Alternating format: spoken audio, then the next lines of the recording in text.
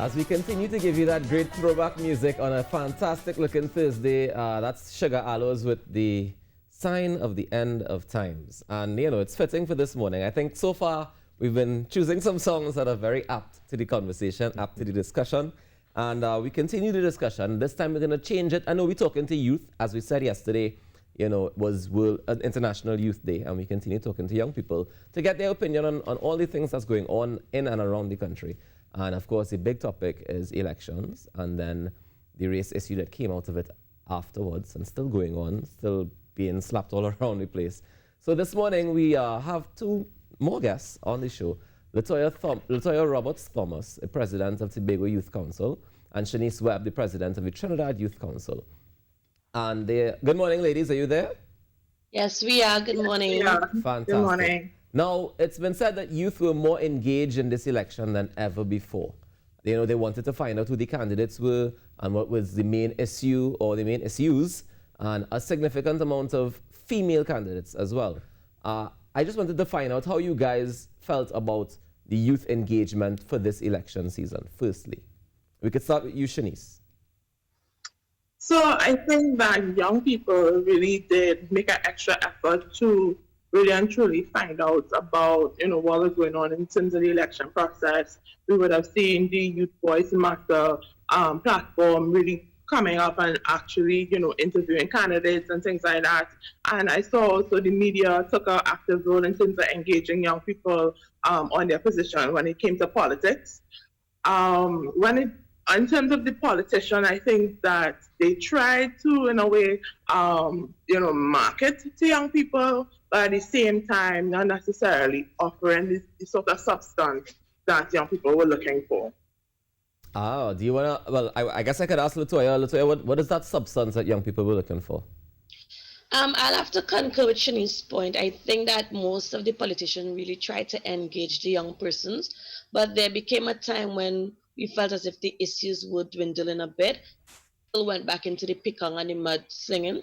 And I know in the Tobago context, a lot of young persons were still waiting for issues like employment, crime for Tobago, especially internal self-governance. Young persons really need to understand those issues because we hear the words going around, but if you really ask the young person what are the core issues or the solutions towards it, they're not too sure because they haven't been receiving adequate messaging and really straight, direct answers how the politicians are going to tackle these issues. Do young people have solutions to these problems that you're raising, these issues that you say are important, the employment, the crime? Do young people do you all discuss what the solutions can be? I think we do in our small groupings, but I think the movement needs to be stronger. The voices need to be louder. There's sometimes the groupings that will be more actively on social media or tackling mainstream media. But in pockets, young persons are discussing these issues. But I think there needs to be a stronger movement or a more collaborative approach to let us get a common goal on where young persons stand with this issue. And the thing also is we see that during politics, time to there are young persons that may be aligned to different political parties and that's great that the young persons are active within their party group movement or their political group structure movement, but at the end of the day we still want them to also know that the information that they have and the recommendations and the ideas that they are afforded, that it should still be broad-based so that the entire youth population could be a part of the discussion and have a say in what's going on for the policy recommendations. Okay, so if you guys are telling me that, you found as though the campaigns didn't particularly get into the actual meat of the issues that young people are facing and want answers to, then what, Shanice, could you tell me would have inspired young people to come out and vote more? We believe that the young people saw the importance of the election and actually participated and, understood the value of their votes, and as well as young people were also supported by their families and parents and encouraged in that way, to come out and vote and being shown the importance of what voting really represents. I think too that I think there's also this understanding that you can support a party but also challenge them at the same time.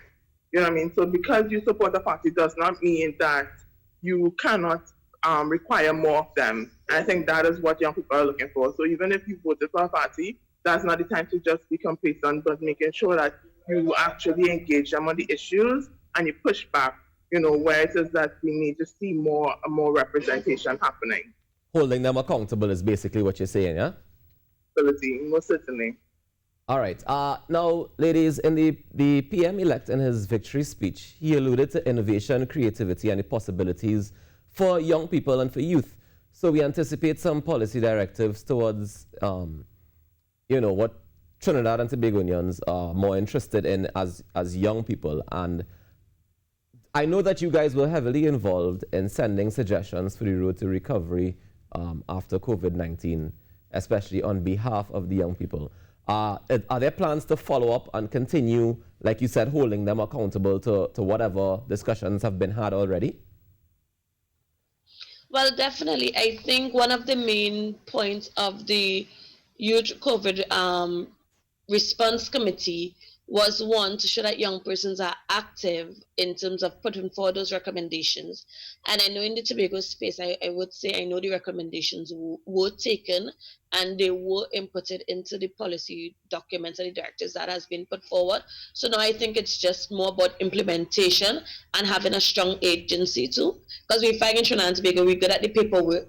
So we always have great recommendations and we have good documents. So it's really about the implementation. I'm looking forward to when the PM does put in his new cabinet to see if the ministries will still be aligned the same way, if there will be some shift to deal with the new normal and the new ideas that need to go forward to really jumpstart the economy back again. And we're also looking for where the private sector and civil society themselves could also do things differently to really adjust to this new normal. It's all good to wait on the government to do everything, but I'm saying that we are all players in this game of saving the economy of Trinidad and Tobago and moving forward. So the recommendations is not only for the government, but it's for us as citizens, us as young persons, to see where we can make an active role. Fantastic. I want to jump back just for quickly to the elections, right? I know that you're saying that young people are interested in change, they're interested in finding out more about the information and about the actual issues at hand. And I can't help but wonder, when we look at the numbers that come out of the EBC, and we see the huge disparity between the new parties, the young parties, the parties led by young people, versus the traditional parties, the traditional two parties that we've grown up seeing. And we see the difference in the numbers of people voting for these parties versus voting for the younger parties, the young people parties. I can't help but wonder if it's really true that the young people want change, and are we going to be able to actively have that change? I think Trinidad and Tobago is still generally a young society, and we are still within the culture of a two-party system. So I think there's a lot of growth and movement in the new party. What I can say in the Tobago context is that I was very much pleased to see that, the PDP really stood their ground and really attempted well in terms of their strategy. It wasn't a win in terms of the seat, but I think it was a win in many Tobagonian hearts, including young persons who are looking for an alternative option. So there's room for growth, and a young party starting in Trinidad and Tobago will probably take 10, 15, 20 years before it really gets significant momentum and inroads, because that has just been our political culture. It's just been how we will. I don't know. Just to add to that, I think I agree with Latoya. There is, I think that it doesn't happen overnight. Yes, persons start a party, but at the same time, it's required of the party to really build that trust, within whatever constituencies they choose to run, so that people actually build that trust and people actually see that, this person has been working with them and supporting them along the way. I think that's important. And also, I believe that, a lot of people saw this election as being very important. And we saw that in terms of how close the voting was. Mm-hmm. It was a very tight election. And I think that persons may have felt that, it would have been a risk in a certain way, whichever party they voted for, it would have been a risk to probably vote for a third option at this time. Okay. That's interesting. All right. Well, Carrie, I want to jump in a little bit. Yeah. I want to stay with you, Shanice. Do you think that the young voter, the voters that came out for this election, because we've seen more young people come out, do you think that their vote was really their own thinking and that was their own independent thought and choice, or do you think it was from the influence of those who they would be around, their parents, their elders, and those around them? I think it's mixed. I think there are some people I think the majority of young people make their own independent decisions, but I think that there are some who are still influenced by their family members and stuff like that. And also I think that there are some young people who wouldn't vote at all if it wasn't for those family members actually pushing them to come out and vote. So I think, I think it's mixed in that way. And what do you think is different this time where there were more young people who were engaged and more young people who were active in the politics and elections this year, and the turnout of young people was greater? What do you think was the change this time? I think that in terms of, I believe that overall there was a greater push, not just by civil society actors, as I said before, but also in terms of the media actually pushing young people and bringing young people to the front and making sure that young people's voices were heard. I saw a lot of different platforms encourage young people in that way. And also I saw that, the politicians, to a certain extent, highlighted young people as being important factors. So I think overall, I think that there was that kind of consensus, kind of making sure and highlighting the importance of the youth vote. So I think that's part of why we saw that uptick in youth voters at this time. And Latoya, I want to throw a last question to you before we close off. We do have to close off very soon, so I'll make it quick. Do you think that the youth voice is strong enough to, for all these recommendations and suggestions to actually be implemented? That's a topic you spoke briefly on a little bit earlier. Do you think that the youth voice is strong enough that these recommendations would actually be implemented and put in place? I think so, because there has been a general change within the government within the last 2 to 3 years, where young persons are being more active. We are seeing young persons sitting in more committees, young persons taking more managerial and directive roles.